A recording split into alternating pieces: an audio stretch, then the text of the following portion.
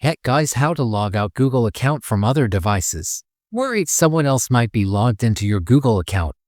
Don't know how to check or log out from other devices.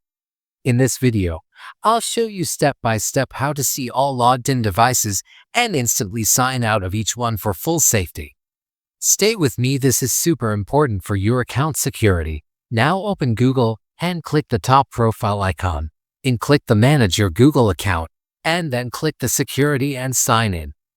And scroll down, find the Your Devices section, and click the Manage All Devices. And this is your All This Accounts login. In this account, any remove devices, click on it. I removed from the window, I click the Windows, and enter your mobile password. And then you see the Sign Out, click on it. And that's it. Now you know exactly how to log out your Google account from other devices and keep everything secure. If this tutorial helped you, make sure to like, subscribe, and comment for more easy tech guides. Thanks for watching. See you in the next video.